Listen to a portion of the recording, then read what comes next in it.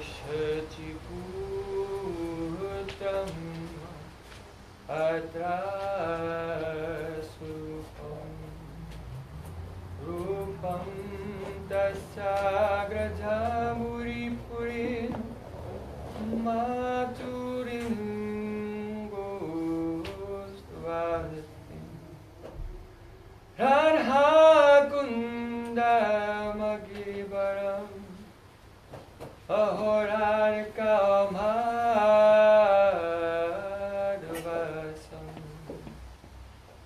Rakto Yasa Rasita Kripaya Shri Gurum Tam Natos Gurave Gaurachandrai Radhikaye Tadale Krishnaya Krishna Bhaktaya Tad Bhaktaya Namo Anandalilamaya Vigrahaya Hemabhadivyatchavi Sundaraya Tasmai Mahaprema Rasapradaya Chaitanya Chandraya Namo Namaste Chaitanya Chandraya Namo Namaste Chaitanya Chandraya Namo Namaste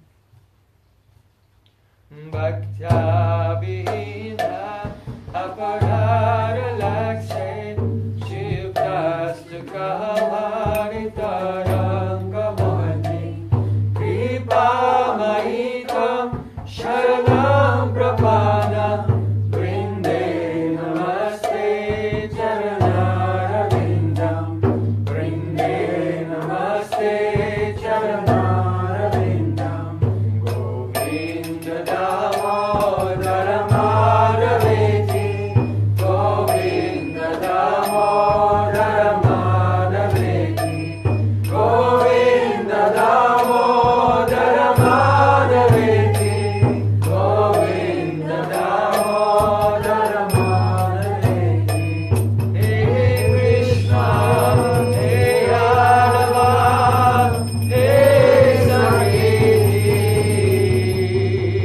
Govinda Damodara Madhaveti Sham Sundar Shikanda Shikar Smaha Samurali Manora Radhikar Sukumama Kripa Nidhe Supriyachana Kinkurim Kuru Tavai Vasmi Najivami Taya Bina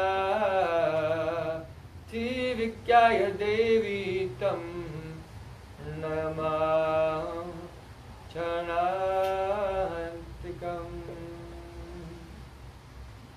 First of all, I offer my Sastang Dandavat Puspanjali, my heart like flowers thousands of times, at the lotus feet of my holy master, my supremely worshipable spiritual Guru Pada.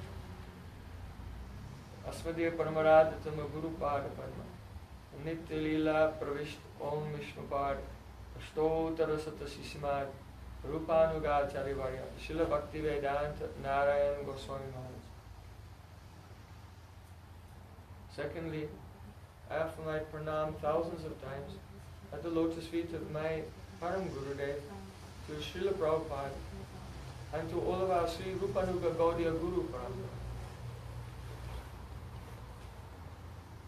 And finally, I offer my pranam to all the assembled Vaishnavas and Vaishnavas.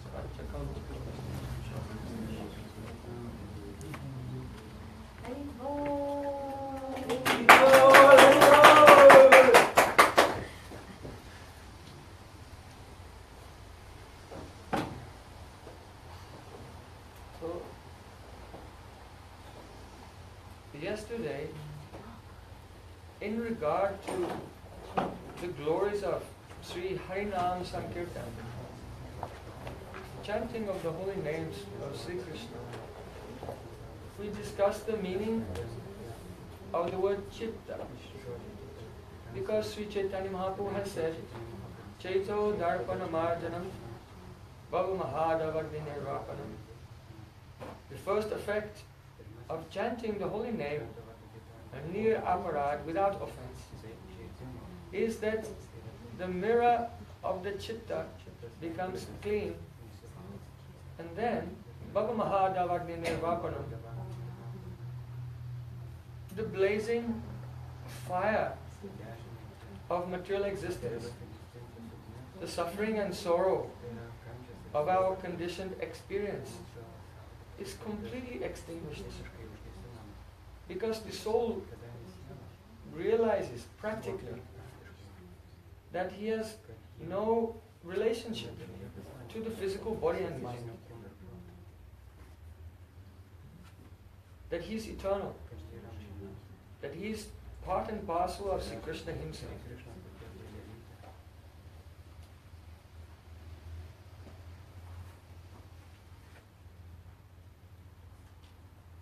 Can you remember what are the lakshana or the symptoms of the sattvic chitta?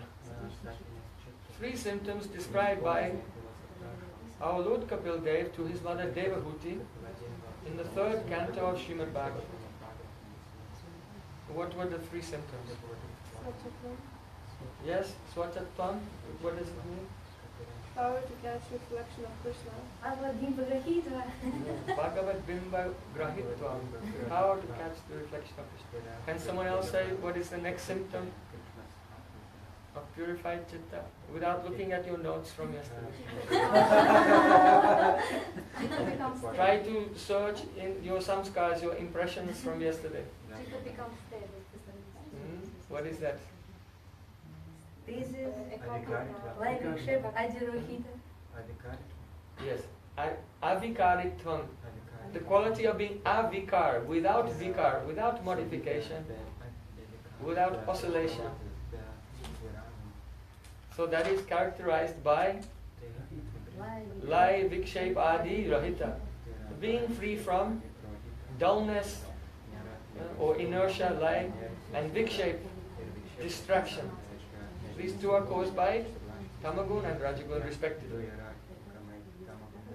Then, the next symptom of the purified chitta? Who will tell? Do you remember? Yes. Shantatvam. And what does it mean? Peaceful and Ragadi Rohita. Free from attachment and aversion and so on. So, when the mind is steady, then there's no desire. That is called Sthita Pragya. And if the mind is disturbed, oscillating, automatically, then desires come, worldly attachments come. Worldly attachments are just the product of the unsteady mind. So in Bhagavad Gita, Sri Krishna said, Prajahati yada kaman sarvam patamanogatam atmane evatmana tushtas sthita pragyas taduchyate. A person is called sthita pragya, situated in steady consciousness, when he gives up all worldly desires which are born from the unsteady mind. Because his mind is steady, so he has given up. And he remains. Atma Evendriya, he is the satisfied, the Atma is satisfied in the Atma. Satisfied in himself. So he is Atmaram, self-satisfied. These are the 3 symptoms of the steady chitta. So that is also called ekagrata, one-pointedness. Srila Vishwanath Thakur, in his commentary on Srimad Bhagavatam, Nasta Praesho Bhadreshu Nityam Bhagavata Sevaya Bhagavati Uttama Shloke Bhakti Bhavati Naistiki. When not all anarthas, but most anarthas or namaparads have gone away, Nityam Bhagavata Sevaya, by hearing Srimad Bhagavatam and serving the pure devotees, then Bhagavati Uttama Shloke Bhakti Bhavati Naistiki. One becomes fixed Nishtha in devotional service to Bhagavan, Supreme Lord Sri Krishna. So this Nishtha is the Ekagrata Chitta, steady Chitta. Now, today we want to study this a little more, go into this a little more deeply. And by understanding this topic, many other aspects of Siddhanta in regard to Bhakti Tattva, Krishna Tattva and so on will become very clear. You can see our acharyas and Vedic scriptures again and again, they speak about Krishna Naam, Roop, Gun, Parikar, Seva, and Leela. These things. In the morning time we sing Sri Radhika Mahadavayorapara Madhurya Leela Gunarupa Namna Pratikshana Swadana Lolupasya Vande Guru Sri Charanaravinda. I bow down and offer prayers to the lotus feet of Gurudev. At every moment he is overwhelmed with the greed to relish the sweetness of Radha and Krishna's, the unlimited sweetness of Radha and Krishna's unlimited names, forms, qualities and pastimes. So also, we see when Sri Krishna instructed Lord Brahma in the 4 seed verses of Srimad Bhagavatam, that is called Chatusloki Bhagavatam, in the 2nd canto, chapter 9. There he said, Yavannaham yatha bhavo madrupa guna karmatmaka tatraiva tatra vijnana astute madanugrahat. So, here Lord Brahma said, Yavannaham, as much as I am. Yavannaham yatha bhavo, as are my bhavs. Madrupa guna karmatmaka, in relation to my form, my qualities, and my karma. For Krishna, his karma means lila, actually, his activities. So may the realization, tattva vigyan, of all of these things, astu te madanugrahat, may they all be awakened within your heart by my anugraha, mercy. So we see this was spoken by Sri Krishna to Lord Brahma at the very beginning of the creation. So throughout the scriptures, everywhere we see this discussion of Krishna's name, form, qualities and pastimes. In Upadeshamrita also, Srila Rupa Goswami said, Tad nama rupa charitadi sukirtanam. You should remember them in a crumb, in a sequence. So, it may seem quite peculiar to us, because when we experience a person, then we experience them more or less all at once. You see? If you walk into the room, then everyone, they know your name, and they see your form, and they see your qualities, and what you're doing, and your activities. Everything is experienced at once. It's not that first your name comes in the room. And then your form comes in like a statue without any qualities. Like a vigraha. And then the qualities appear suddenly in you. And then you start to move and so on. Like that. So, but in regard to the gradual realization of Bhagavan, these attributes or aspects of Sri Krishna are experienced in this order.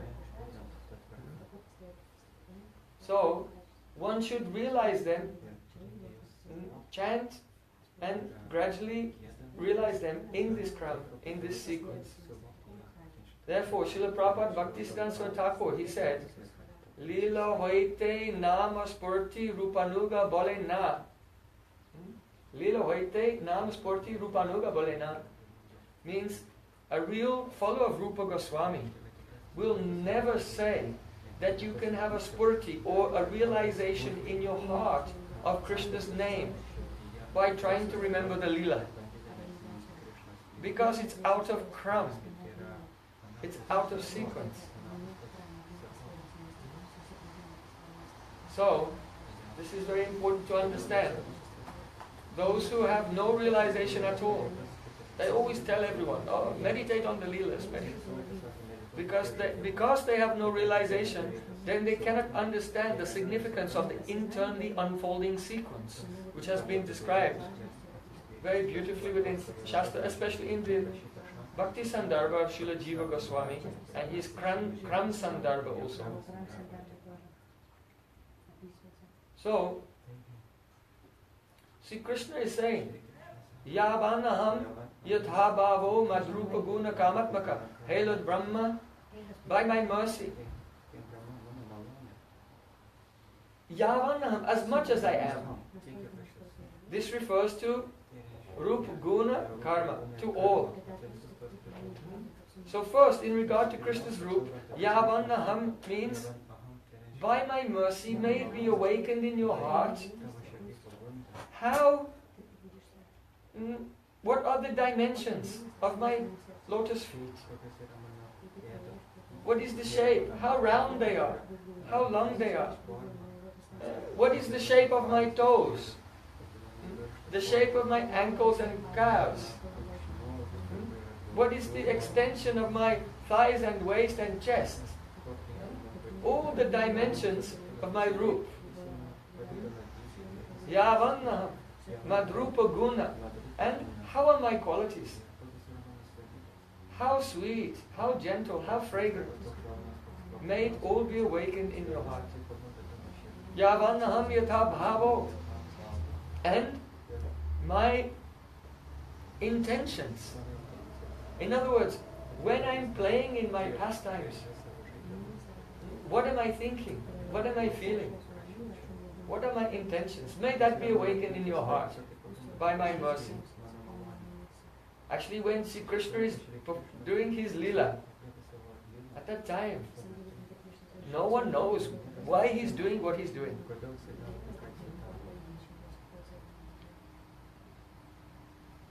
Na yasyaka hichit rajan pumam veda viditam yadhi jigyasa yuktam bhuyanti kavayopi. When Bhishma Dev was lying on the bed of arrows about to leave this world, he said, "Oh Krishna,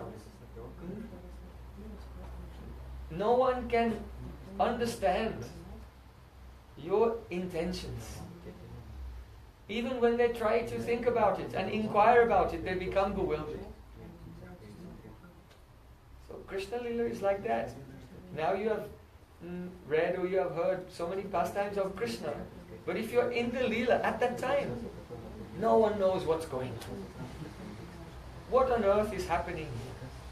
For example, when Duryodhana was trying to make war with the 5 Pandavas, so then Krishna, he acted as a messenger for the Pandavas.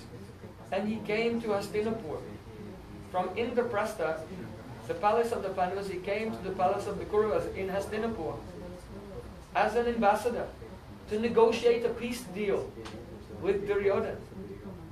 He said, look, you don't have to accept Yudhishthira Maharaj as king. Even you don't have to give them half of the kingdom. Just give them 1 village each so that they can do their dharma as a Kshatriya, protecting others. Duryodhana was very mean-spirited. He said, I will not give them enough land into which one can drive the head of a pin. So in this way, Sri Krishna's negotiations, his diplomacy, all failed. Even he showed his universal form to Duryodhana. So Duryodhana can say, oh, this is God. But the next moment when Krishna made his universal form become unmanifest, then Duryodhana was filled with doubt. So what was that? He's just a magician. He did some hypnotism, some magic on me. I don't need to take him seriously. So Sri Krishna's negotiations failed and he went back to Hastinapur. And as we know, then there was a big war. But what was Krishna's intention? Krishna wanted that war to take place. He wanted so many demonic kings and soldiers to be destroyed in the battle of Kurukshetra. But if you look at what he's doing, it looks as if Krishna is going and trying to negotiate peace. But actually, he has no intention that there should be peace. He's just going. So, what Krishna is doing outwardly and what he's thinking inwardly at that time, no one can tell. In Brajalila, Sri Krishna told Nanda Maharaj, why are you worshipping this Indra? He's a demigod. And everyone in this world is under the laws of karma. So if you have done good works, then the demigods, they give you the fruit of your good works. They cannot give you more and they cannot give you less. So what is the necessity of worshipping them? Nanda Maharaj said, but Lord Indra sends the rain. And the rain falls and makes the grass grow and feeds our cows. So we're indebted to him. Krishna said, don't you know that creation comes from the mode of passion?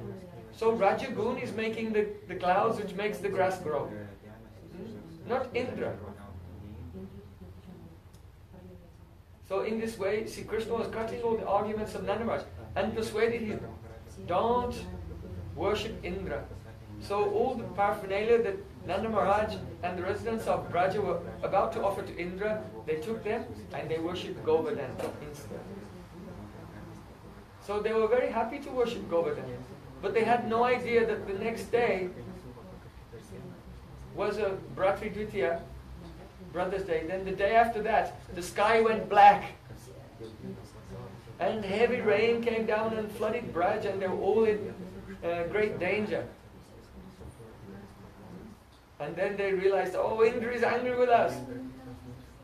What shall we do? Oh, Nanda Maharaj was thinking, why did I listen to this talkative boy? Sri Krishna said, come with me. Giraj Govardhan, who has accepted all the offerings which are meant for Indra, he'll protect us. Because he has taken the offerings meant for Indra, that means he's superior to Indra. So then Sri Krishna, when they all came there, on his little finger he lifted Govardhan and called all Brajvasis, come underneath. And they came beneath the hill. They thought Krishna may drop the mountain. Krishna, don't worry. Mother Yashoda was thinking, if you lift a very heavy weight, you'll have an injury, a hernia or something. So she was very worried about Krishna. Krishna, no, Mother, don't worry. I'm not experiencing any inconvenience at all because Govardhan is levitating. He's floating by his own mystic power. I'm just keeping my finger here. So, at that time, when Krishna told Nanda Maharaj, don't worship Indra. This is a waste of time, like making oblations into a fire sacrifice after the fire has gone out.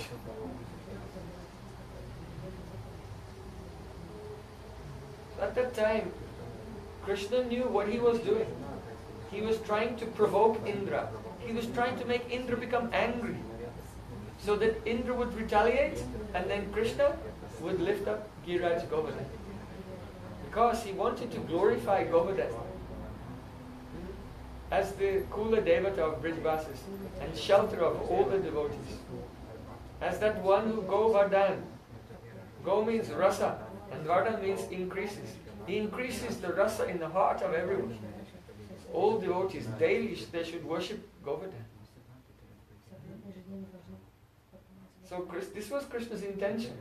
But at that time, when he told them, don't worship him, no one knew. No one knew anything. So Sri Krishna told Lord Brahma, Yavanaham yathabhavo madrupa guna karmatmaka. By my mercy, I will awaken in your heart the dimensions of my beautiful form, my qualities, my pastimes, and to a certain extent my feelings, as well my intentions. Astute Madanugra.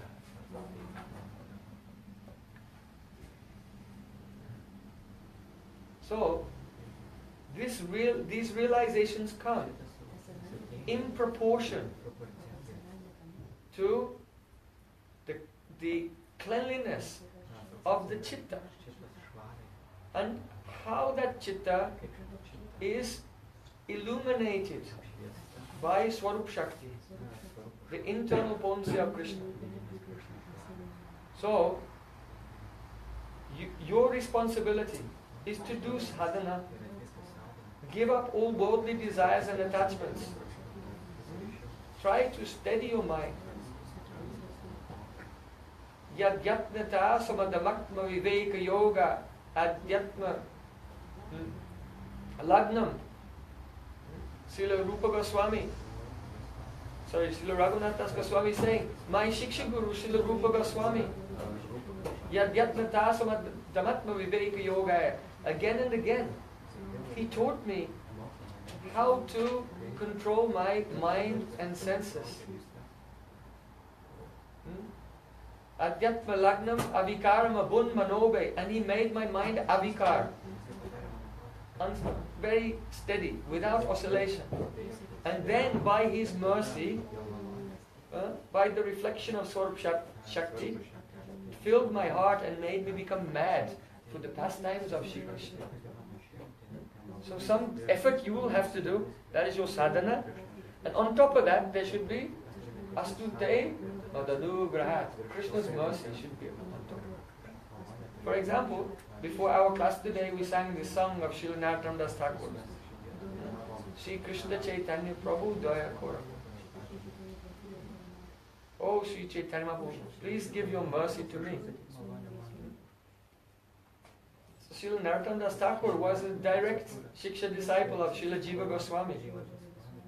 He studied all Srimad Bhagavatam and Sandarbhas and so many scriptures under the guidance of Jiva Goswami. And then after that, they used to sing this song. So don't think that singing these songs is not important. That I will always just study Shastra. The sign that you have completed your study of Shastra is that you are singing these songs. Understand? So he's praying, oh Chaitanya Mahaprabhu, please be merciful to me. Because he knows that my sadhana alone will not bring the fruit. It will not give the divine realization and entrance into the mysteries of Sri Krishna's pastimes. But on top of my sadhana, there should be Chaitanya Mahaprabhu's mercy. And then my life will be successful. So the mercy will not come to those who think, I don't need any mercy. Why should I ask for the mercy? I should not pray for the mercy. But for those who are daily offering prayers to the Lord, singing the holy names, and begging again and again. Like Sri Chaitanya Mahaprabhu said, Prema dana bina vyata daridra jiva dasa kori vetan mori deo prema dan. Oh Sri Krishna, without the treasure of prema, I am a poverty-stricken beggar. I am completely destitute. So I am begging you, please make me your servant and pay me the salary of prema, of pure love. So, in Raghavatma Chandrika, there Srila Vishnu Thakur has quoted a verse spoken by Krishna to Uddhav Ji in the 11th canto of Srimad Bhagavatam, where the meaning of Chaito Darpana Marjanam is expanded. Sri Krishna says, Yatha yatatma parimrijyate so madguna gata shravanabhidane tata tata pasati vastu shukshmam shaksho yataivanjana samprayoktam. He said, Yatha yatatma parimrijyase. Marjana, mirja. Here, it's the same verb. To clean. The degree to which your mind becomes cleansed by Madguna Kata Sravanabhidanai, by hearing, chanting about Krishna's name, form and qualities. Then, to that degree, you will realize them in proportion to the cleanliness of your chitta. So Sri Krishna gives an example.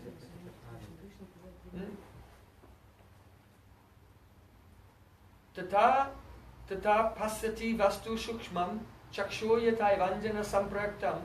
It is exactly like a person who has a disease in their eyes. So because of this eye disease, if they look at a book, then it's just a blur and they can't read it. So then the doctor gives the anjana, some Ayurvedic ointment.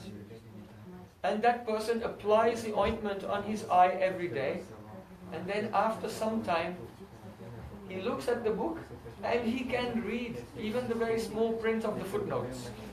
Everything is clear to him. So Sri Krishna said, in the same way, the more our chitta is cleansed by hearing, chanting, remembering and so on, to that degree you can see reflected in your chitta more and more deeper realization of Sri Krishna's Naam, Rup, Gun, Karikali, in that order, like that. Most wonderful. So, in this context of Raghavatma Chandrika, Srila Vaishnava Thakur said, once you have seen within, internally, your Abhishta Vastu, that means what it is that you want.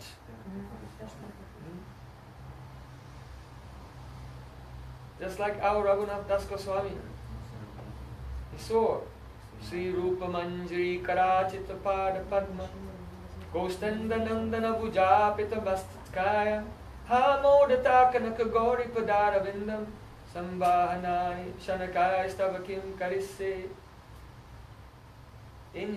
As he was chanting, he saw that Radha and Krishna had been playing together. And now they were perspiring.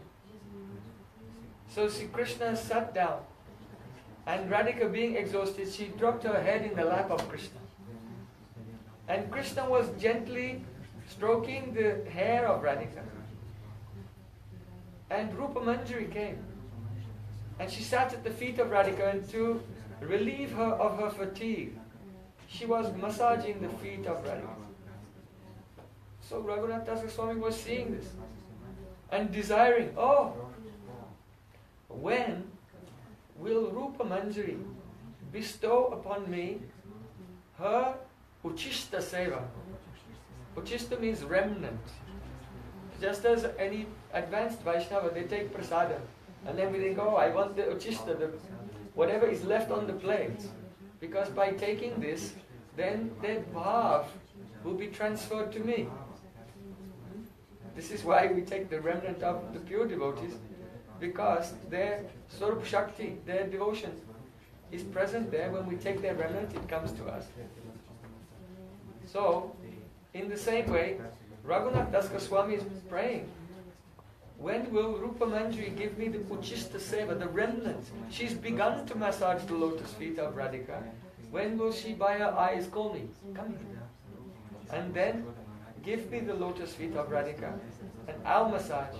And then she'll take up a chamar, a yaktail fan, and evaporate the perspiration of the divine couple by gently fanning them.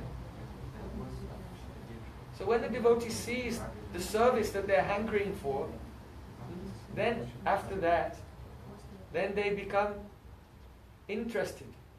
How can I attain that service? So then the verses come.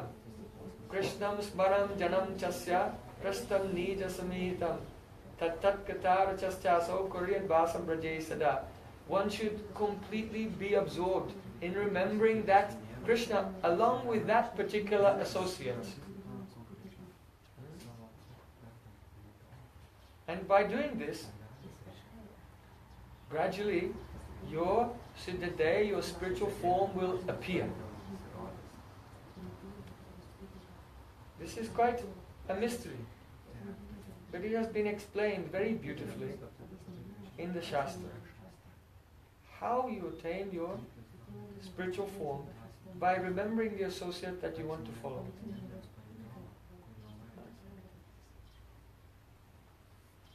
It is due to the special nature of the chitta and how it receives the effect of Swarupa Shakti upon the chitta. So what I want to discuss is something about ekagrata, one-pointedness. Because the mind which is constantly oscillating, the mind whose attention is scrambled and unfocused, has completely different qualities to the mind which is focused. Completely different. So, ekagrata, one-pointedness, has been described in detail in the sutras of Patanjali. So, we don't follow Patanjali's Yoga Sutras in its entirety because it's focused on yoga mixed with bhakti. Yoga Mishra Bhakti or Bhakti Mishra Yoga, depending on the aptitude of the practitioner. We want to follow pure bhakti. But in regard to its scientific analysis of psychology, it is correct. And therefore our acharyas, like Sridhar Swami, Srila Vishnacharya Thakur, Jiva Goswami, they have in several places in their commentaries quoted from the sutras of Patanjali. So, ekagrata, one-pointedness. In that state, Patanjali said, Kshina brite abhijatasya mane grahitri grahana grayeshu tatsta tad anjanata samapati. Something takes place called samapati. Samapati means chinabriti, when the oscillations of the chitta are going down and going towards complete steadiness. Not quite yet, but almost. Rajas and tamas have almost completely gone. So the chitta is very, very sattvic. At that time, abhijatasya means the chitta becomes clear, like a mirror. And at that time, it can take on the quality of any, it will transform and perfectly replicate any object of meditation. You see? And at that time, whichever object you're meditating on appears in your chitta transforms and becomes that object. And then you can know all about it. You can know all about that object. Oh, this is Yoga Sutra, first chapter, text 41, I think, or 42.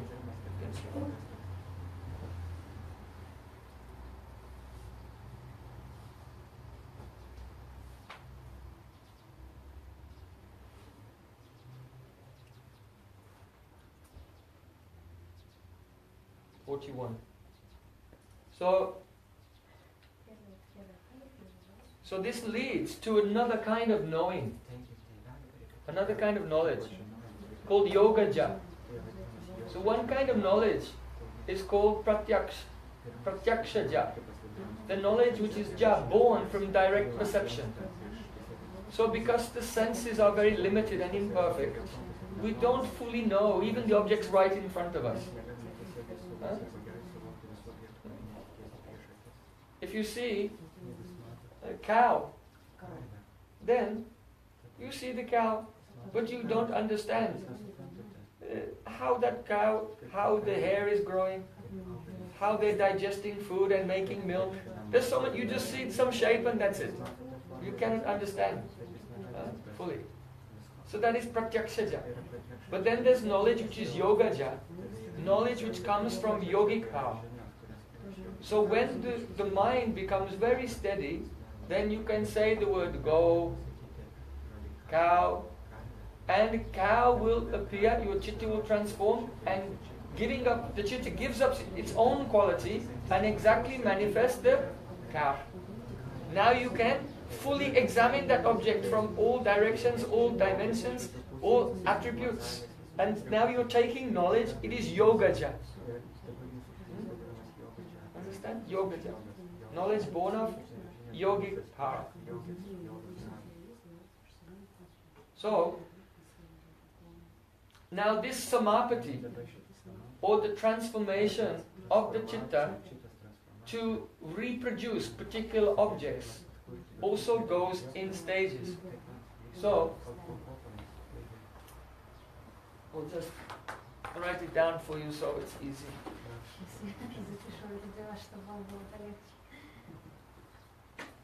So, ekagrata is called a preliminary type of samadhi or trance. That is called sampragyata samadhi.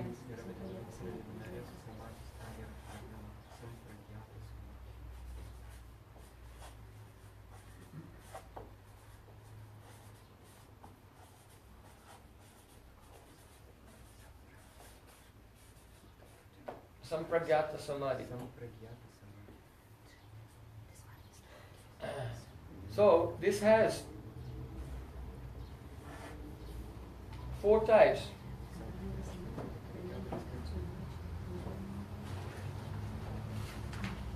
And the first 2 also have 2 divisions. So the first one is called Sa Vitarka. And then Nirvitarka.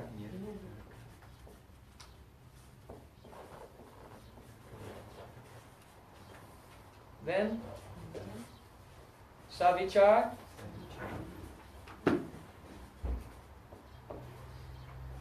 and then Nirvichar.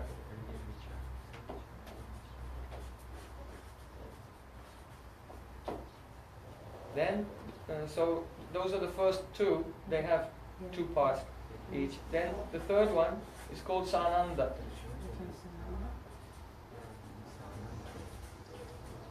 And the fourth one, Sasmita.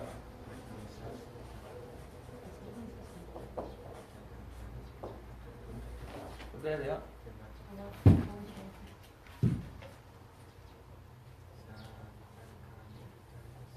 So, now, when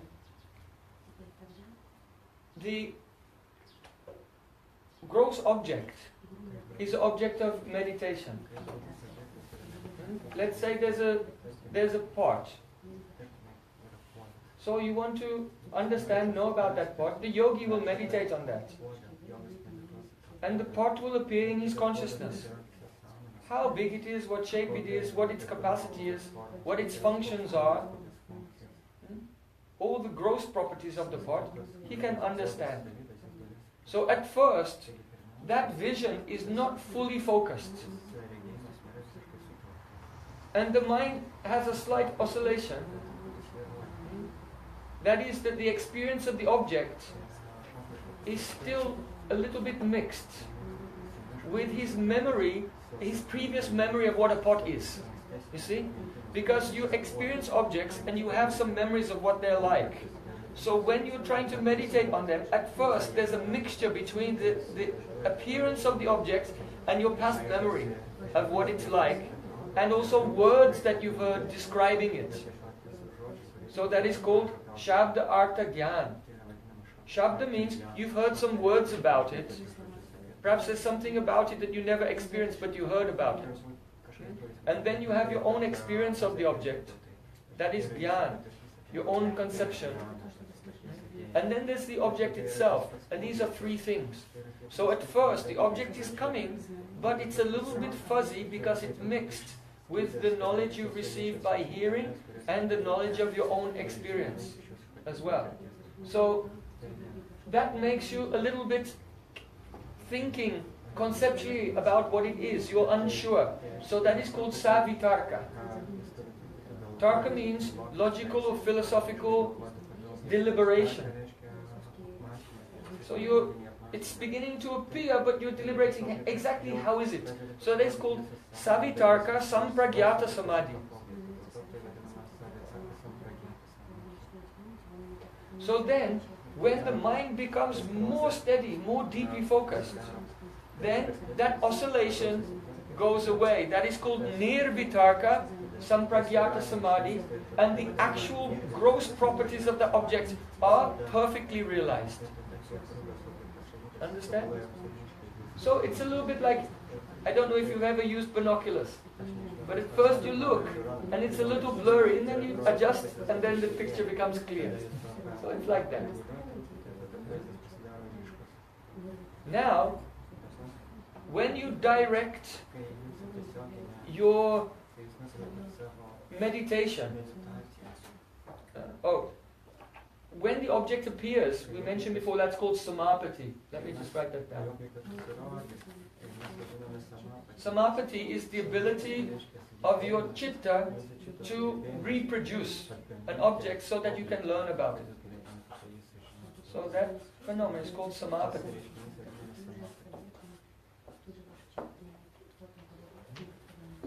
That is a special quality.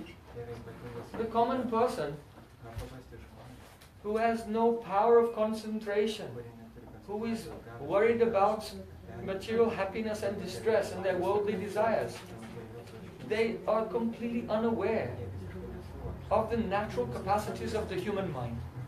Completely unaware, due to lack of education, lack of training and guidance.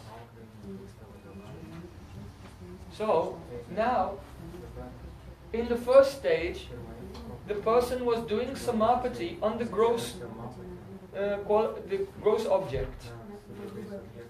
Now, the next stage is when the samapati is done on the tanmatras.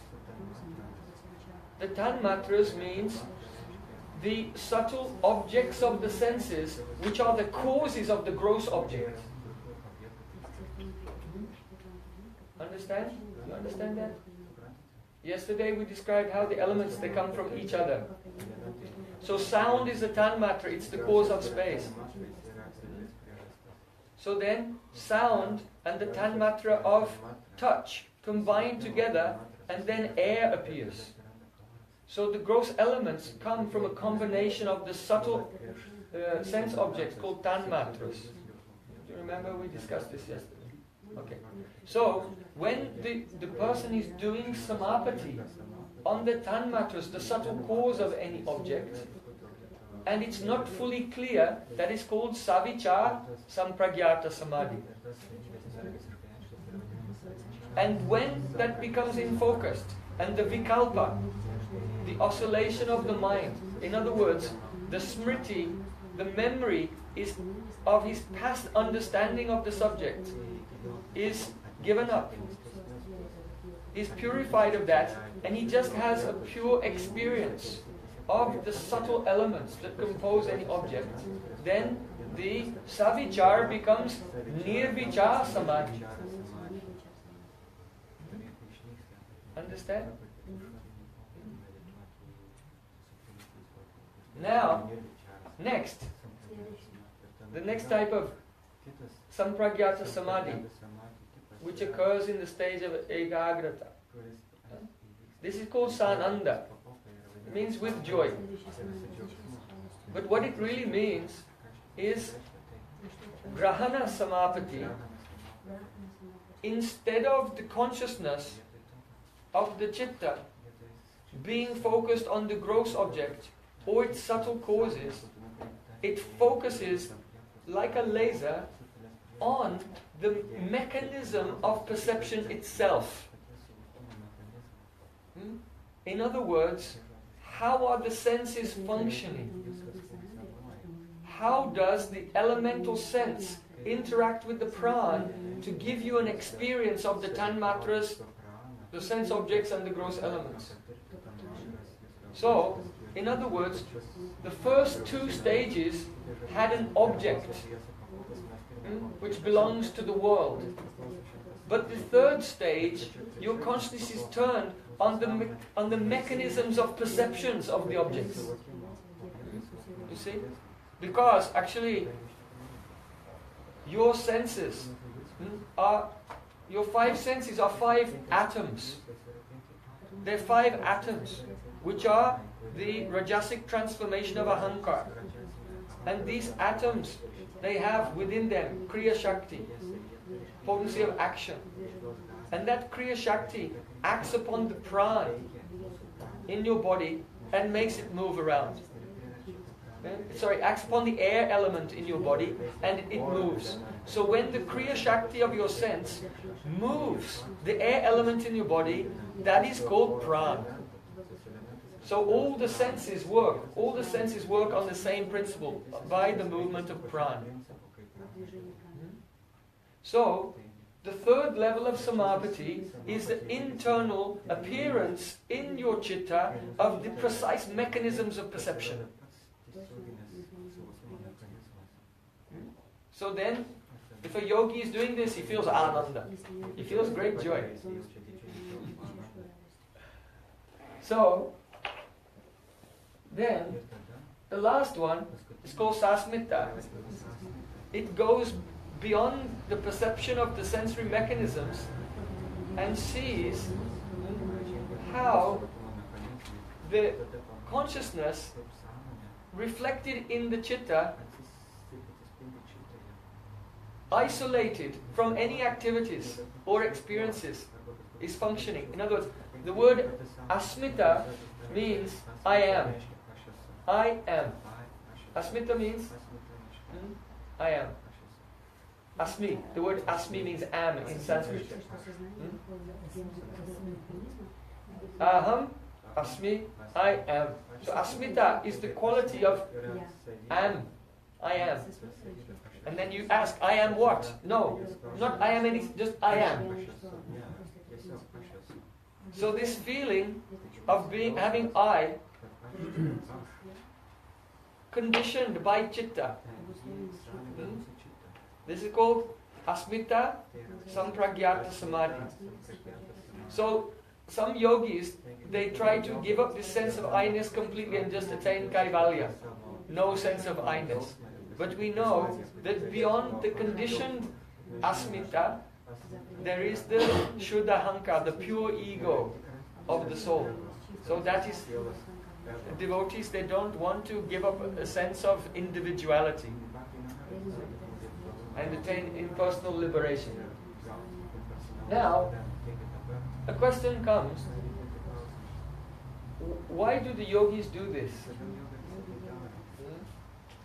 Well, we can say that one reason is, when the yogi does samapati on a particular object, he acquires the qualities of that object. So now you have learned the method of attaining yoga siddhis, mystic powers. How does a yogi levitate? By doing samapati on air. He acquires the quality of air and becomes like air, and now he can rise up into the air and fly around. You see? So in this way, by directing his focus, his consciousness, to various objects, and they appear within his consciousness, and he gives up all awareness of everything else. He acquires the qualities of those things, and one by one he attains the various yoga siddhis. By meditating on the atoms, he can become anima siddhi, become as small as an atom and pass through solid objects. So there are 8 main cities and 10 secondary cities, so these are 18 cities. And they're all described in the 11th canto of Srimad Bhagavatam. You can study yourself. Krishna describes all these things to Uddhava in the 11th canto of Srimad Bhagavatam. But today I'm just, he does not go, he describes the cities, but he does not go so much into the mechanisms. So we're telling that here, so you can understand how it works. Now, the goal of yoga is not to get mystic powers. In fact, Patanjali himself tells that these are a distraction. In fact, he says that if a yogi is meditating and he begins to see, because the demigods may come and bless you with mystic powers. So he said, if you're meditating and the gods come and they give you a mystic power, then you should not even smile. Don't smile. Do akar mon. You know, mon means silence. So there are 2 types of mauna brat, silence. One is that you don't speak. And the other is that you don't have a facial expression. That is called akar. Akar means a shape or form. So there's silence in your form. You see, because you can also communicate and talk with your face. You know? So many expressions. This is also talking, communicating. So some sadhus who are trying to concentrate, they do akarmon. So if you see an advanced spiritualist and they're like, don't think that they're sad. They're being gambhir, inscrutable, deep. Once there was a photographer, and this photographer came to Srila Prabhupada and showed him, I took this picture of you, look. So you look very sad in this picture. Srila Prabhupada said, let me see. And then he looked and it was a picture of Srila Prabhupada. Like this. Prabhupada said, yes, I remember. That was the happiest moment of my life.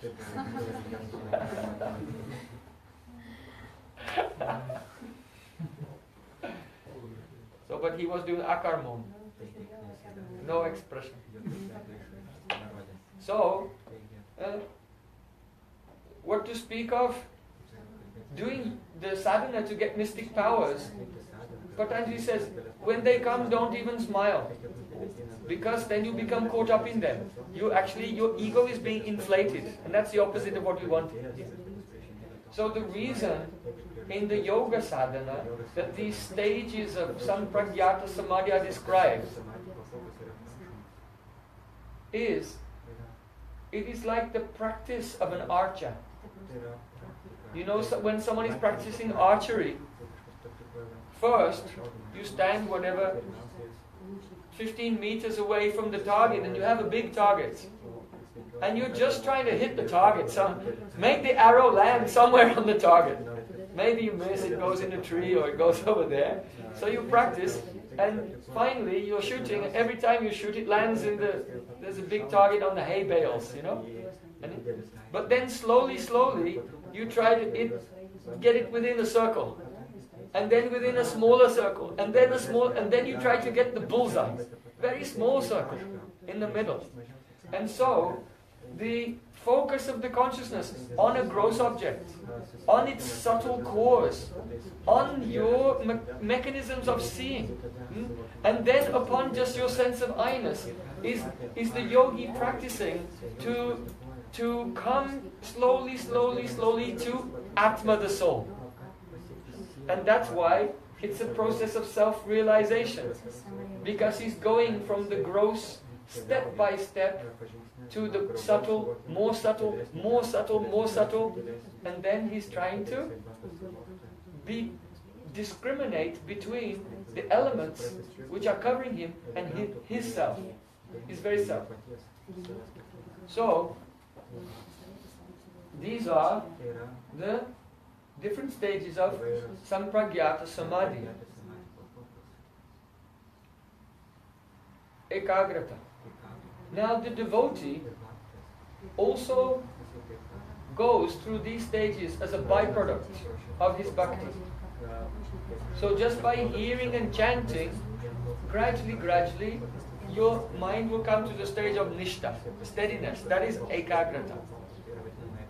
So, in the stage of the savitarka, then Krishna's name, the nature of Krishna's name, you begin to experience.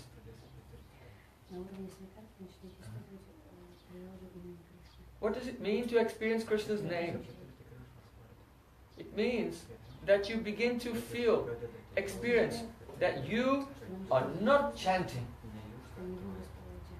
but the name, Nam Prabhu, is manifesting, beginning to manifest himself. The light, just as the sun rises in the morning, the light appears. So you are not exerting an influence on the holy name. You are not creating the name by your tongue. But the name is exerting an influence on you.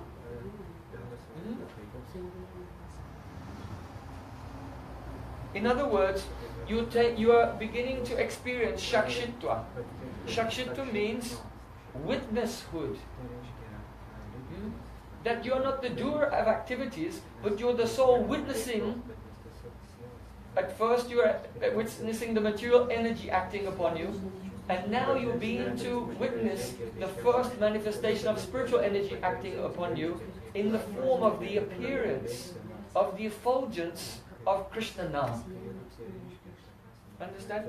So Sri Krishna said to Uddhav, Jagrat swapa susukting cha gunato buddhi brittayaha tasam vilakshano jiva shakshittvena vinishchitaha. That means Jagrat, wakefulness, swapa, dream state, and shashupti, the deep sleep, gunato buddhi brittaya. These are functions of buddhi, material intelligence. However, tasam vilakshano jiva, the jiva, the soul, is distinct from these three states of mind. And how can you know that the soul is distinct from your waking experience, dreaming experience, and deep sleep experience? Shakshittvena vinishtita. That is ascertained by the experience that you are the witness of these changing states. You are the witness of changing states. You know, just like if you are standing at the platform at a train station, then you watch the train go by. Went so fast. But if you're sitting on the train and talking to someone, you don't even notice that you're moving. Because when you're within the system, you cannot understand how the system is moving. But when you're outside of the system, you can see moving. If you're sitting on a plane talking to someone, you forget that you're traveling at thousands of kilometers an hour. Right? But if you're outside, you see the plane go by very quickly. So because we experience the movement of these states, wakefulness, dreaming, deep sleep, back to dreaming, back to wakefulness, therefore we are outside of this system, we are the witness of it. So Krishna said in Bhagavad Gita, Naiva kinchit karomiti.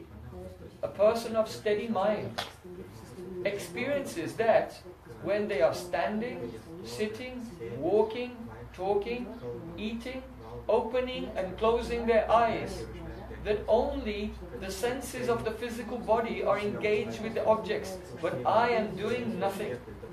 Naiva kinchit karomiti. I am not doing anything. So that state of being a shakshi, a witness, is called in Sanskrit shakshitva. Witnessness. You know, witnessness. If you like, shakshitva. In Brihad Bhagavatamrita, Srila Sanatana Goswami Pad, he says, pure bhakti does not begin until you attain shakshitva. Once you become steady enough to be situated as a witness of the external energy, that's when your Shuddha Bhakti begins to flow. When you begin to experience that the name of Krishna, you are not producing it. You are not influencing it. The name is appearing and it's influencing you. It's an inversion of your subjective experience. So it is not that you turned your experience upside down, it's already upside down. So when the mind is steady, it becomes the right way up again. So Chaitanya Mahaprabhu described that in the 3rd verse of Shikshastikam, Trunadapi Sunichena Tororapi Sishtana Amanina Manadena Kirtanya Sadahari. How can you be more insignificant than a blade of grass? A blade of grass that's about as insignificant as you can get in this world. Right? How can you be demoted from your position as a blade of grass? So, the blade of grass has ego, I'm a blade of grass. But to become more humble than a blade of grass, then one thinks, actually, I actually have no footing. I have no position in this world at all. I'm only the Shakshi, looking from outside. So, Trinadapi Sunitena means the subjective experience of Shakshitva. After that, then, Bhavatat Bhakti Ahoitaki Tvai, devotion awakens. And so that's the next verse of Shikshastika. Then the experience of pure devotion awakens. So, the first installment of the holy name, when the light of the holy name is appearing, and your mind becomes still, and you are no longer the doer. You are not karta, but Nam is karta. Nam is the doer. That is the realization of Nam.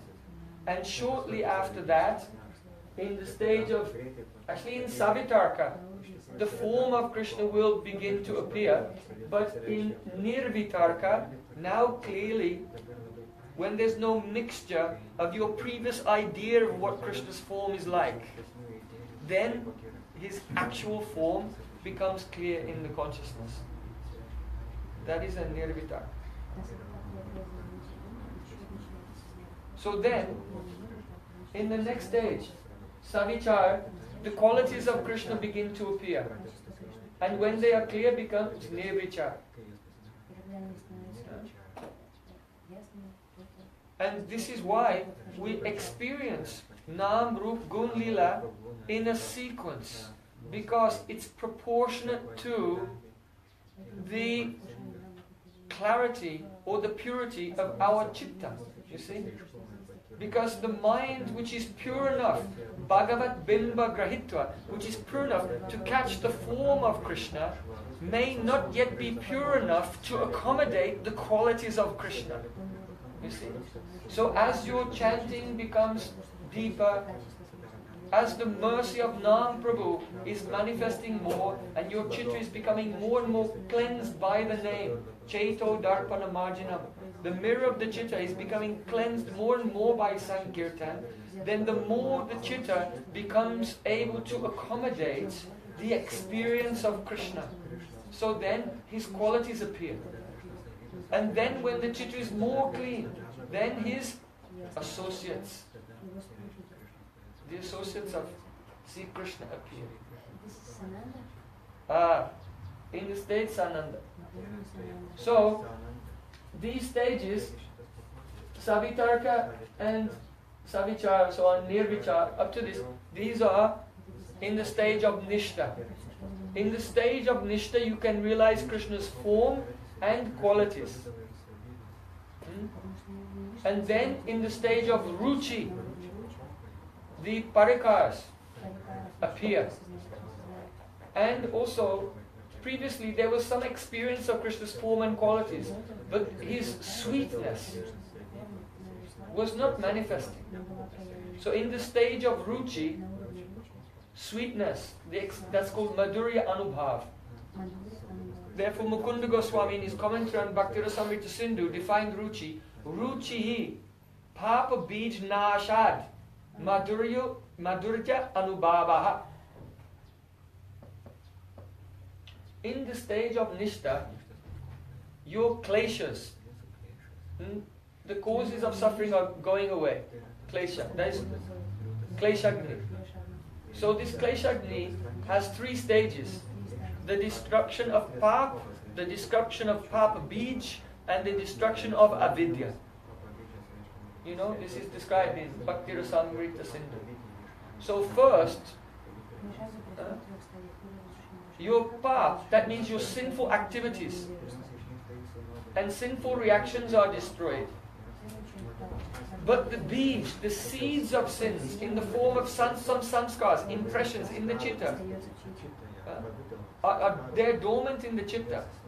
So there's a danger that it could happen that they will grow and one may, again in the future, engage in some sinful activity.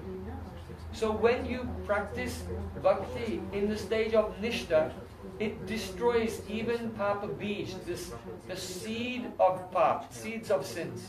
In other words, the sanskars of past sins, they are destroyed. Now, so what is ruchi? Ruchi means papa bij nashad, madhuri anubhavaha. Due to the complete destruction of those impressions, papa bij, now the heart becomes capable, yogyata, it has eligibility to accommodate madhurya anubhav, the realization of Krishna's sweetness, and that stage is called ruchi. In bhakti, ruchi. And this is why Raganuga Bhakti, the sadhana of Raganuga Bhakti will begin from there. Because the eligibility for Raganuga Bhakti has been described. Tattad bhavadi madhurye srute di yadapekshate nacha shastra nayuktim cha tal log utpatti lakshanam. The eligibility for bhakti, Raganuga Bhakti, is lobha, greed. And this greed is characterized by when the consciousness becomes independent of logic and reason. Now you think, I want to serve Krishna because you have a reason, because he's the Supreme Personality of Godhead, because he has 4 qualities which are not present in Lord Narayan, because only he relishes Madhurya Rasa with the gopis of Vrindavan. There's so many reasons why you hear and chant and remember. So your consciousness is dependent on logic and reason. Even the logic and reason of the Nacha Shastrata Yuktim Cha, the logic and reason of the scriptures as well. So, how can your mind become independent of that? It only becomes independent when you actually see Krishna interacting with his associates. Then, you don't think, I want it because. You just see it and go, that's what I want. There's no because. And that's called greed. See? Greed never depends on reason. Greed is like, if there's a dog, a street dog. Have you seen the street dogs in India? Very skinny. Their hairs are falling out. They're hungry. And he's outside the sweet shop. And he looks and sees the sweets. Then he has greed. So he's waiting outside. So one man, he was in there and he bought a rasagula. So it was in a leaf cup. And he came out of the shop and he started to eat his rasagula. And when he bit it, the juice was running down his face and going back in the leaf cup. So then after he ate it, he threw away the leaf cup. Then that stray dog jumped off him and began to lick. He got some taste. So, the sadhak, he thinks, I am like that homeless dog. I am so useless. But they're doing bhajan and some realization of the interaction, the sweetness. Tatat bhavadi madhurye means when he has kinchid anubhav, some realization. For those of you who are familiar with Bhakti Rasamrita Sindhu, Rupa Goswami is saying, Tattad bhavadi madhurye srute dir yadapekshate. When he hears about the sweetness of the interaction between Krishna and his associates.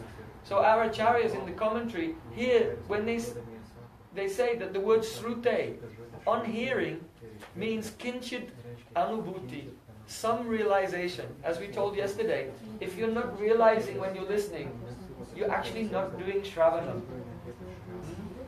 Understand? So here, listening actually means you have kinchit anubhuti, some realization of the interaction of Krishna and his associates.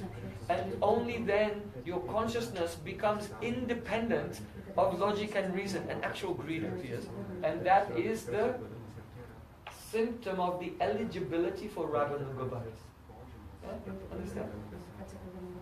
So you can consider whether or not you are in that stage, or how far you may be from that stage. We should not imitate those on the level above us. We should worship them. Those who are qualified for Raganuga Bhakti are the objects of our worship. And by worshipping them, those who are tasting the rasagula, they may throw down the leaf cup to us. That is their mercy, and we can also taste and realize something. Huh? So, Sanam, then in Sasmit, that is the asakti. In asakti, your actual... now we're coming to it. Very important topic. As you know, what is samapati? Samapati is when the chitta transforms and becomes the same as the object of meditation. And therefore, Srila Rupa Goswami has instructed us how to attain our swarup. He said, Krishnam smaran janam chasya prastam nija samihitam. Remember Krishna along with his associate whom you want to follow. So by focusing your attention fully on that associate, then samapati takes place. And you attain a form, your chitta becomes a form exactly like that associate, and that is called your siddharup. Then you can do seva sadhaka rupaina, siddha rupaina chatrahi. So Srila Jiva Goswami, he described this in his explanation of Raganuga Bhakti in Bhakti Sandarbha. He gave a beautiful example from Srimad Bhagavatam. Actually, he gives two examples. So I'll mention both of them. The first example was spoken by Narad Muni to Yudhishthira Maharaj. When Yudhishthira Maharaj asked, how is it possible that Shishupal, who hated Krishna and was insulting Krishna, that when Krishna cut off his head with the Sudarshan Chakra, his soul came out from the body and then entered into the lotus feet of Krishna. How could a person who hates God attain liberation? So in reply to this, Narad Muni said, Kita pesas kita rudha kudyayam tamanusmaram samrambabaya yogena vindate tatsarupatam. There is one type of insect, a worm called telkata, a worm who lives in the oil stone, telkata. So this worm, he's in a small hole, and a wasp has come and trapped him there and wants to eat him. So this small worm is there and this huge wasp is there. And the wasp is, you've heard a wasp, right? So you're so big and the wasp is so small, so you hear the sound. But if you were minute and much smaller than the wasp, then what would that wasp sound like? Huh? You can imagine. So this loud vibration of this wasp is there, and the wasp wants to kill you, and that tiny worm is terrified, and he becomes completely absorbed in the bringa, the wasp, and then that worm by absorption transforms, and he comes out of the hole in the body of a wasp. In other words, by focusing his consciousness on that object, he transforms and becomes exactly that object. So, Srila Jiva Goswami is quoting this verse of Narad Muni to show how the process of Raganuga Bhakti takes place. Then he quotes another verse from the 11th canto of Srimad Bhagavatam. This was also spoken by Narad Muni, but to Vasudev Maharaj, Krishna's parent in Mathura. We don't like to say actually Krishna's father, because Krishna's father is Nanda Maharaj. But if you live in Mathura, then you will have that ego that Vasudev Maharaj is his parent. But we are not the Mathura Basis. And we never want to be like Mathura Basis. We give pranam to them from far away. So we know Krishna's father is Nanda Maharaj. But Narad Muni was instructing Vasudev Maharaj. So he said, Vairena yam ripataya shishupala pondra shalvadaya gati vilasavi lokanadhyai jayantu akrita dhiya shayan asanado tat samyam apur anurakta diyam punakim. Very elegant verse. Now Rishi said, Oh Vasudev Maharaj, you know that demonic kings, Nripataya, such as Shishupal, Paundra, like Shishupal, like Paundrak Vasudev, like Shalva, they used to hate Krishna so much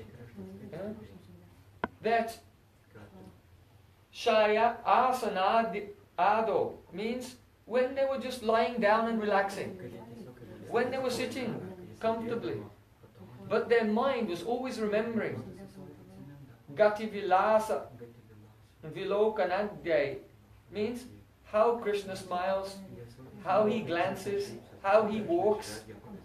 At every moment, these demonic kings who hated Krishna, whether they're lying down, whether they're sitting, whether they're walking, the form of Krishna, his movements, his smiling, they were thinking about it all the time. And what happened to them? Akrita dhi. That means their chitta, akrita, assumed the form of Krishna. And therefore tat samyam, when they died, when they were killed, they attained sarupya mukti. Sarupya mukti means when you're liberated and you attain a form which is just like God's form. Sarupya mukti. So here Narad Muni asked the question, Anurakta diyam punakim. So if a demon who hates Krishna by constantly thinking of Bhagavan can attain a form just like Bhagavan, then what to speak of those who are thinking of him with devotion? And more relevant to the path of Raganuga Bhakti, what to speak of those who are thinking with great attachment of the associates? Then they will experience akritadi, that their consciousness will transform and they'll manifest a surup, exactly like the associate that they're remembering. Krishna smaram janam chasya. So Srila Jiva Goswami in Bhakti Sandarbha, he's using this verse spoken by Narad Rishi as the praman for the precise methodology of Raganuga Bhakti. Understand? So gradually the devotee realizes, now you understand why in scripture it's told Nam, Rupa, Gun, Lila. Because it depends, what you can realize, your capacity to realize these things depends on the clarity, how much the chitta, the darpana marjanam, the cleansing of the mirror has gone on. As Krishna we mentioned earlier, just as when the ointment is on the eyes, slowly, slowly you can see more and more clearly. So when the devotee comes to a very high platform of purity, then they remember the beautiful verses of Srimad Bhagavatam. And it was illustrated by Chaitanya Mahaprabhu in his own pastimes. You know, one day, Payurasi sthiris purat pavanali kalanaya muhu vrindaranya smanata janita prema vivasha kochit krishna vriti prachala rasano bhakti rasika sachaitanya kimme punarapi disho yasati padam. One day, Sri Chaitanya Mahaprabhu was wandering through beautiful gardens on the shore of the ocean in Jagannath Puri. Seeing the trees and creepers there, his remembrance of Vrindavan was stimulated, and in great ecstasy his tongue was, the holy name was appearing on his tongue and dancing. So at that time, Swarup Damodar Goswami began to sing the verses of Rasa Panchadhyaya, 5 chapters of Srimad Bhagavatam, Canto 10, chapter 29 to 33, describing the Rasa Leela of Shri Krishna. Bhagavan apita ratri sharadutfula malika viksham prantam manasya chakre yogamaya mupasyata Drishtva kumadvantam akhanda mandalam ramanananam navakumkumaranam vanam chatat komala gobiranjitam jago kalam bamadrisham manoharam. Like this, each verse of Raslila he was telling. Swarup Damodar, he knows all the chapters, verse by verse.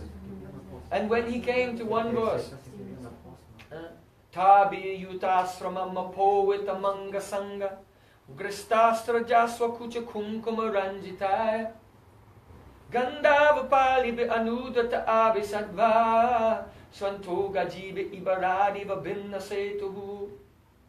Swarup Damodar Goswami, he said, Radha and Krishna were dancing in Rasa Leela in the middle, and all the other gopis were standing around the outside, playing musical instruments and singing. The beauty of Radha and Krishna at that time, as their love for each other was expressed in their mudras and in their dancing postures, was so astonishing. All the other gopis just stopped dancing and they were just watching. And as Krishna expressed his love, Radharani's love increased, and then she expressed her love in a dancing move. And seeing this, Krishna's love increased, and Krishna did a dance, and seeing this, Radhika's love increased, and like this. And so one was dancing, and then the other, and then the other, and their postures and expressions were becoming more and more overwhelmingly beautiful. Until suddenly, there was a great explosion of prem, and all gopis at once began to dance with Radha and Krishna. And the dancing was becoming faster and faster. And Krishna manifested unlimited forms to dance with each gopi. Their bangles and necklaces and garlands were flying here and there as they danced faster and faster. And finally, all became so overwhelmed with ecstasy that they fainted and fell to the ground. Braj gopis were just scattered here and there on the floor, all over the bank of Jamuna. Even the trees fainted. Even the birds in the trees fainted. After some time, they came back into external consciousness. And they were perspiring so much. And Sri Krishna wanted to relieve the fatigue of the Braja gopis, because that is the nature of the dear Lalit Nayak, the hero who is controlled by the love of his heroine, that he cannot tolerate even the slightest distress, even one drop of perspiration, he cannot tolerate, and he wants to relieve the fatigue of his heroine. So just as the king of elephants, surrounded by the many female elephants, enters into the river to play in the waters of the river. So similarly, see Krishna, his garland crushed by the embraces of the gopis and smeared with the kumkum, the cosmetics from their bodies, emanating a beautiful fragrance, with bumblebees, swarms of bumblebees following after the fragrance of his garland, and humming in the fifth note, singing like Gandharvas, glorifying him. Sri Krishna entered into the water of the Jamuna along with the Braj gopis. And as they entered into the water, then the kumkum, the kasturi, the chandan, the sandalwood paste which was smeared on their bodies, melted and began to flow in the waves of the Jamuna, and Jamuna became more fragrant. Bala Vendra Nandananga Raga Banga Gandhini Mampunatu Sarvada Ravinda Bandhunani. Srila Rupa Goswami has described how all the cosmetics of Radha and Krishna melt and mix together and make Jamuna become more fragrant. And you know, if you come on the bank of Jamuna, sometimes it's quite high and sandy. So if you want to go to the water, when you come to the edge, the bank breaks. It collapses. So if a big elephant comes on the bank of Jamuna, then the bank just breaks down completely. And as the sand is coming down, it lowers the elephant into the water, like this.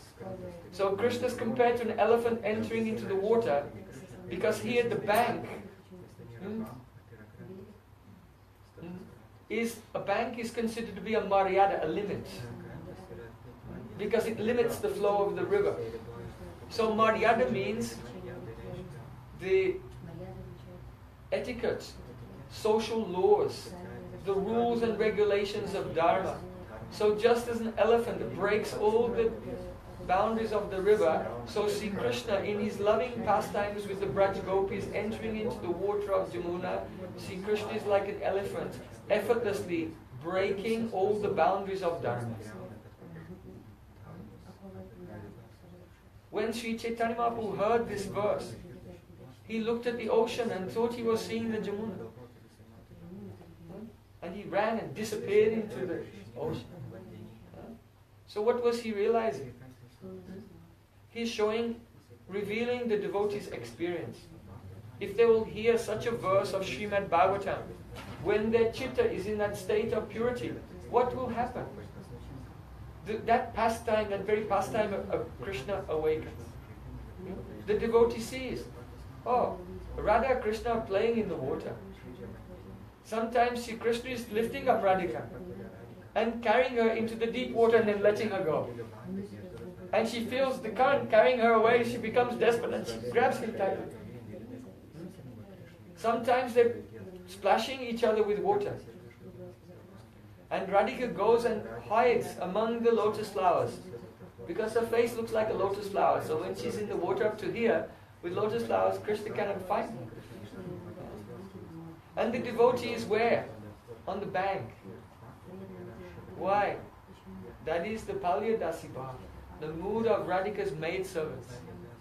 The maidservants, they'll take the clothing from Radhika and her Sakhis and keep it on the shore and give them very fine white cloth.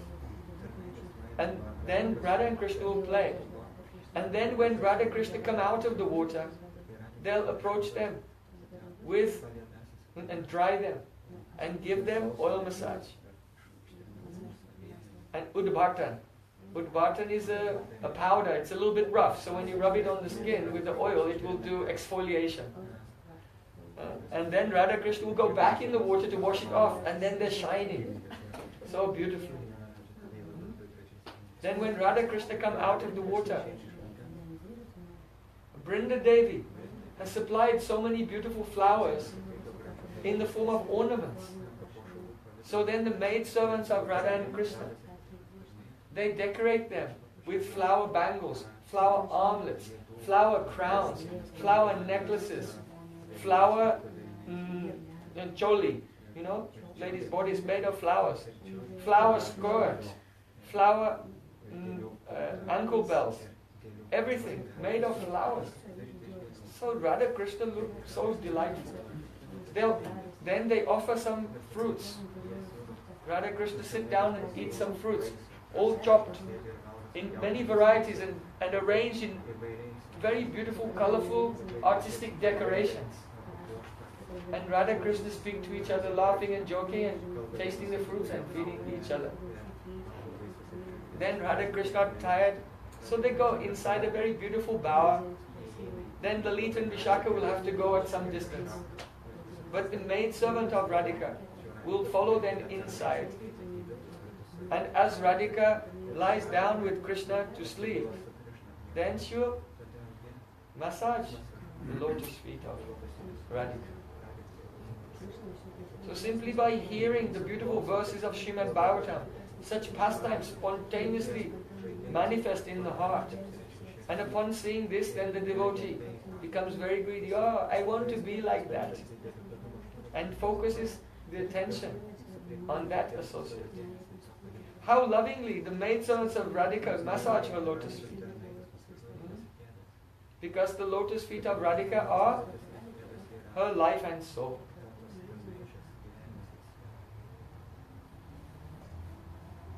Gopis has said, Yathai sujata charanam buruham staneshu Vitashanai priyadadi mahikakaseshu Tainata vimmata sitad vyatataina kimsut Kurpadibi brahmatidi bhavadayushamna. When Krishna disappeared from Rasalila, Gopis begged, Oh Krishna, how can you walk around in the dark with your soft lotus feet? You may step on a sharp stone. We cannot tolerate the thought of this. Our whole life is simply resting in you. Our prana is resting in you. In fact, when we hold your lotus feet upon our hearts, we feel that your lotus feet are so soft, they may be injured by our hard chest. So very slowly and carefully, we hold them to our hearts. So how can we live now? When you are walking in the dark forest, and you may step on a sharp stone. In separation, they heard the voice of Krishna saying, But my dear gopis, if I step on a stone, you cannot feel it, so what is it to you? Raj Gopi said, No. Your body is my body, your senses are my senses. Your heart is my heart is your heart. We are one. And when you step on a stone, then you may feel pain. But I will feel your pain more than the biting of 1,000 scorpions. Much more than you.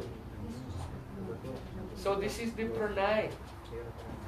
How Braja Gopis are absorbed in the happiness of Sri Krishna's lotus feet. So, in the same way, the maidservants of Srimati Radhika, like Rupa Manjari, they think in the same way of the lotus feet of Radhika. They cannot tolerate that Radhika's lotus feet will feel any pain, that she should step on any stone, or that she should feel any fatigue, anxiety. And so with such love, Srila Vishwanath Thakur has prayed in his Sankalpadruma. He said, when will that day come? When Radhika is resting. And I will massage her lotus feet as she's going to sleep. And I will inhale the fragrance of those lotus feet which are my life and soul. And when will I kiss those lotus feet and look around to make sure no one is looking and hold them on my heart? So when the devotee begins to realize the deep loving relationship between such maidservants of Radhika and their Swamini, then his heart begins to melt. Oh, I want that. Then he becomes more absorbed in that. And his own Surupa will appear. And by Yogamaya, the influence of Yogamaya, the opportunity to serve. By the mercy of his Gurudev, by the mercy of Harinam, then the actual Raganuga sadhana is manifest. So in this way, we have tried to describe somewhat scientifically, so that you have no doubt at all in this path of pure bhakti which is given by Sri Chaitanya Mahaprabhu. So try to serve your spiritual masters and pure devotees. Give up all anartha and under their guidance chant the holy names more and more.